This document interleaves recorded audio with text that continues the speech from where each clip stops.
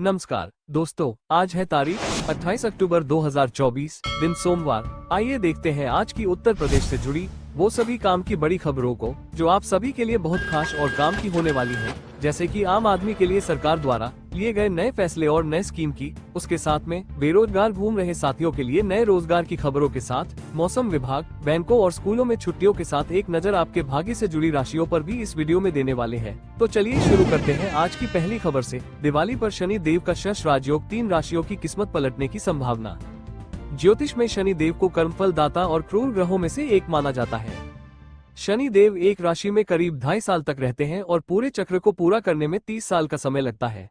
इस साल दिवाली पर शनि कुंभ राशि में है और शश नामक राजयोग बना रहे हैं, जो 2025 तक विशेष 3 राशियों के लिए लाभदायक रहेगा। मिथुन राशि के जातक इस योग से पारिवारिक और आध्यात्मिक लाभ प्राप्त करेंगे। करियर में भी वृद्धि की संभावना है। कुंभ राशि वालों को आत्मविश्वास और सफलता मिलेगी, साथ ही विदेश में पढ़ाई के मौके बन सकते हैं। कन्या राशि के लोगों के लिए नौकरी और व्यापार में लाभ की संभावना है। एक और बड़ी खबर आ रही है दोस्तों, आपको बता दें, संस्कृत छात्रवृत्ति योजना का शुभारंभ सीएम योगी का छात्रों को दिवाली का तोहफा। मुख्यमंत्री योगी आदित्यनाथ ने संपूर्णानंद संस्कृत विश्वविद्यालय में संस्कृत छात्रवृत्ति योजना का शुभारंभ किया, जिससे राज्य के करीब 69,512 विद्यार्थियों को वित्तीय सहायता प्राप्त हुई। ये योजना पहली बार प्रथमा से आचार्य तक के छात्रों के लिए लागू की गई है, जिसमें आय सीमा का प्रतिबंध हटा दिया गया है। योजना के तहत दशहरा के पूर्व और होली से पहले भुगतान की व्यवस्था है। वित्तीय वर्ष 2024-25 में इस योजना के लिए 10 करोड़ रुपए स्वीकृत किए गए हैं। अगले वर्ष से यह योजना ऑनलाइन संचालित की जाएगी। अब इधर देखिए, अगली खबर आ रही है। बाराबंकी में सरकारी जमीन पर अवैध कॉलोनी मन्नत और शालीमार अपार्टमेंट के खरीदार चिंतित। उत्तर प्रदेश के बाराबंकी में सरकारी जमीन पर अवैध कॉलोनी बसाने का मामला सामने आया है। हाईवे के किनारे सरकारी जमीन पर मन्नत और शालीमार पैराडाइज जैसी पॉश कॉलोनियां बसा दी गई हैं। डीएम के निर्देश पर लेखपाल ने 7 लोगों के खिलाफ धोखाधड़ी का केस दर्ज कराया है। जांच में पता चला कि इन अपार्टमेंट में रहने वाले सैकड़ों लोग अवैध रूप से इस जमीन पर बसे हैं। ये जमीन 2001 में सरकारी घोषित की गई थी, लेकिन कुछ लोगों ने कूटरचित दस्तावेज बनाकर इस पर कॉलोनी बसाने का प्रयास किया। अब प्रशासन की कार्रवाई से जमीन और फ्लैट खरीदने वालों में हड़कंप मचा हुआ है। चलिए नजर डालते हैं एक और बड़ी खबर पे। यूपी पुलिस के कांस्टेबल ने इस्तीफा दिया, लगातार ट्रांसफर से मानसिक तनाव का कारण। लखनऊ में तैनात यूपी पुलिस के कांस्टेबल नियाज अहमद ने 8 महीने में 5 बार ट्रांसफर होने के कारण नौकरी से इस्तीफा दे दिया है। नियाज ने पुलिस कमिश्नर को पत्र लिखकर मानसिक तनाव और पारिवारिक परेशानी का हवाला दिया। पत्र की गंभीरता को देखते हुए पुलिस कमिश्नर अमरेंद्र सेंगर ने डीसीपी मध्य को मामले की जांच सौंप दी है। एक स्टडी के अनुसार पुलिसकर्मी औसतन 14 घंटे काम करते हैं, जिससे उनका मानसिक और शारीरिक स्वास्थ्य प्रभावित होता है। इसके अलावा पुलिसकर्मियों को वर्ष भर में केवल 60 छुट्टियां मिलती हैं, जिससे पारिवारिक कलह बढ़ती है। एक और बड़ी खबर आ रही है दोस्तों, आपको बता दें, दिवाली पर यात्रियों के लिए यूपी रोडवेज का विशेष इंतजाम। दिवाली पर यात्रियों की सुविधा के लिए यूपी रोडवेज ने आज से अतिरिक्त बस सेवाओं की शुरुआत की है। दिल्ली, मुंबई, पंजाब, राजस्थान, गुजरात से लखनऊ आने वाले यात्रियों को उनके घर पहुंचाने के लिए करीब 325 अतिरिक्त बसें चलाई जाएंगी। लखनऊ के चारबाग, आलमबाग, कैसरबाग और अवध बस अड्डों से ये बसें हर आधे घंटे पर मिलेंगी। यात्रियों के लिए ऑनलाइन बुकिंग की सुविधा भी उपलब्ध है। इसके अलावा जानकारी के लिए टोल फ्री नंबर 1800-1802-877 पर संपर्क कर सकते हैं। अब इधर देखिए, अगली खबर आ रही है। आधार प्रमाणित उज्ज्वला लाभार्थियों को ही मिलेगा मुफ्त सिलेंडर, सरकार ने जारी की नई गाइडलाइन। प्रदेश सरकार द्वारा प्रधानमंत्री उज्ज्वला योजना के तहत मुफ्त एलपीजी सिलेंडर रिफिल केवल उन लाभार्थियों को मिलेगा जिनका आधार बैंक खाते से लिंक और प्रमाणित है। प्रदेश में कुल 1 करोड़ 86 लाख लाभार्थी हैं, लेकिन इनमें से केवल 1 करोड़ 8 लाख का आधार प्रमाणित है।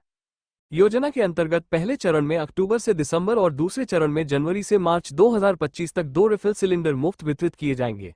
लाभार्थियों को पहले रिफिल सिलेंडर का भुगतान करना होगा, जिसके बाद सरकार की ओर से सब्सिडी उनके आधार प्रमाणित बैंक खाते में भेजी जाएगी। तेल कंपनियां इस योजना का प्रचार टेलीफोन कॉल, हाकरों और एसएमएस के माध्यम से कर रही हैं, ताकि सभी लाभार्थियों तक जानकारी पहुंच सके। चलिए नजर डालते हैं एक और बड़ी खबर पे। किसानों को 29 अक्टूबर को दी जाएगी 2000 रुपये की किस्त। प्रधानमंत्री किसान सम्मान निधि योजना के तहत किसानों को वार्षिक 6000 रुपये दिए जाते हैं, जिसे 3 किस्तों में 2-2000 रुपये के रूप में वितरित किया जाता है। मध्य प्रदेश सरकार भी किसानों को मुख्यमंत्री किसान कल्याण योजना के माध्यम से 6000 रुपये की अतिरिक्त सहायता राशि प्रदान कर रही है, जिससे किसानों को कुल 12000 रुपये वार्षिक मिलते हैं। इस योजना की अगली किस्त किसानों को 29 अक्टूबर धनतेरस के दिन दी जाएगी। कार्यक्रम के तहत मुख्यमंत्री डॉक्टर मोहन यादव मंदसौर से इस किस्त का वितरण करेंगे और प्रधानमंत्री नरेंद्र मोदी वर्चुअल माध्यम से 3 नए मेडिकल कॉलेज और 5 नर्सिंग कॉलेज का उद्घाटन करेंगे। इस कार्यक्रम का सीधा प्रसारण विभिन्न स्थानों पर बड़ी स्क्रीन पर दिखाया जाएगा। एक और बड़ी खबर आ रही है दोस्तों, आपको बता दें, यूपी में इस साल मिले 17 नए मेडिकल कॉलेज, MBBS की सीटें हुई दोगुनी। मुख्यमंत्री योगी आदित्यनाथ ने कहा कि इस वर्ष उत्तर प्रदेश में 17 नए मेडिकल कॉलेज खोले जा रहे हैं, जिससे राज्य में MBBS की सीटों की संख्या दोगुनी हो गई है।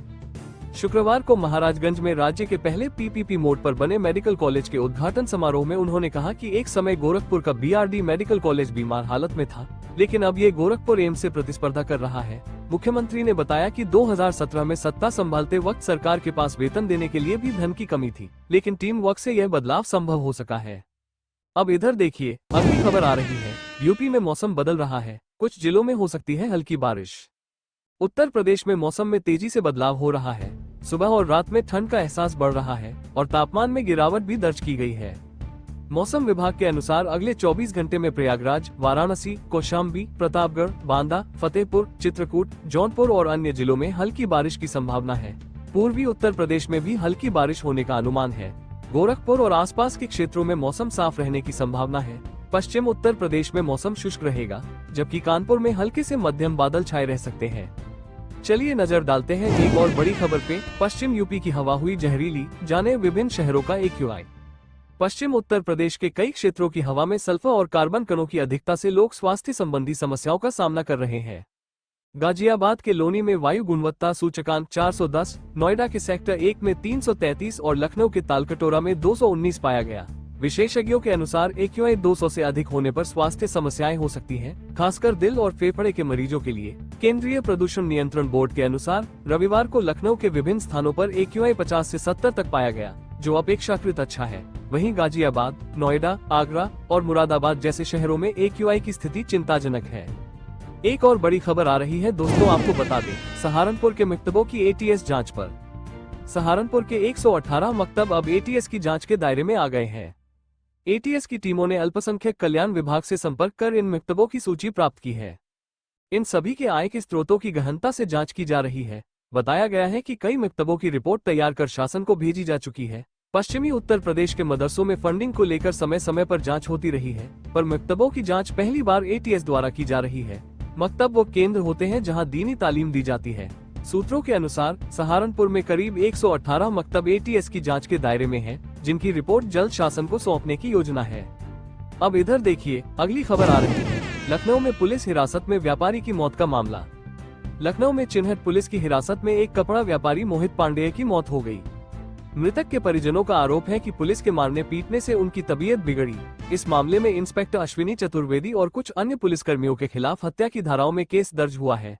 घटना के अनुसार पुलिसकर्मियों ने व्यापारी को थाने में बुरी तरह पीटा।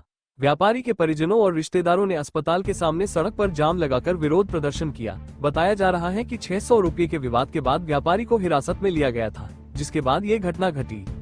चलिए नजर डालते हैं एक और बड़ी खबर पे। दिवाली छठ के लिए यूपी बिहार स्पेशल ट्रेनें। त्योहारों के मद्देनजर उत्तर मध्य रेलवे ने दिवाली और छठ पर्व के लिए विशेष ट्रेनें शुरू की हैं। गाड़ी संख्या 07373, 07374 हुबली मुजफ्फरपुर एक्सप्रेस विशेष गाड़ी 27 अक्टूबर से प्रयागराज छिपकी होकर चलेगी। वहीं छपरा यशवंतपुर विशेष गाड़ी 2 और 4 नवंबर से शुरू होगी। आनंद विहार जयनगर सुपरफास्ट विशेष गाड़ी 31 अक्टूबर से चलेगी। प्रयागराज के यात्रियों के लिए रांची वंदे भारत और मुंबई दुरंतो एक्सप्रेस को दैनिक चलाने पर विचार किया जा रहा है। साथ ही प्रयागराज संगम ऋषिकेश एक्सप्रेस को भी रोजाना चलाने का प्रस्ताव है। एक और बड़ी खबर आ रही है दोस्तों, आपको बता दें, बरेली में झाड़ फूंक करने वाले के घर से लाखों की नकदी बरामद। यूपी के बरेली में झाड़ फूंक का काम करने वाले एक व्यक्ति के घर से 18,52,000 रुपये की नकदी बरामद की गई है। मकान मालिक और उक्त व्यक्ति की बहनों के बीच रुपयों को लेकर विवाद होने के बाद यह मामला सामने आया। सूचना पर पहुंची पुलिस ने नकदी जब्त कर ली और इनकम टैक्स विभाग को इसकी जानकारी दी है। यह व्यक्ति स्थानीय स्तर पर झाड़ फूंक और जड़ी बूटियों से इलाज का काम करता था। पुलिस के अनुसार जब व्यक्ति की तबीयत खराब हुई तो उसे अस्पताल ले जाया गया और उसी दौरान नकदी मिलने का खुलासा हुआ। अब इधर देखिए, अगली खबर आ रही है। दिवाली पर यूपी के किसानों को मिला मुआवजा। यूपी के बरेली सितारगंज फोरलेन परियोजना में शामिल 54 किसानों को दिवाली पर मुआवजे के तौर पर 97 लाख रुपए उनके बैंक खातों में ट्रांसफर किए गए हैं। यह मुआवजा सोमवार को किसानों के खातों में पहुंच जाएगा, जिससे उनकी दिवाली की खुशियां बढ़ सके। बरेली सितारगंज फोरलेन परियोजना में कुल 24 करोड़ का मुआवजा बांटा जाना था, जिसमें से करीब 90% भुगतान हो चुका है। परियोजना के अधिग्रहण में गड़बड़ी के कारण मुआवजे की प्रक्रिया रुकी थी, लेकिन अब विवाद रहित जमीनों के मुआवजे का वितरण शुरू कर दिया गया है। तो दोस्तों, ये थी आज की कुछ महत्वपूर्ण खबरें और जानकारियां जो आपके लिए बेहद उपयोगी साबित हो सकती हैं। ऐसी जानकारी आपको शायद और कहीं एक साथ न मिल सके, इसलिए रोज की ताज़ा खबरों के लिए हमारे चैनल को सब्सक्राइब जरूर करें और वीडियो को लाइक नहीं किया तो लाइक करें, साथ में अपने जिले का नाम कमेंट में लिखें ताकि आपके जिले से जुड़ी हर जानकारी आप तक पहुंच सके। धन्यवाद। जय हिंद, जय भारत।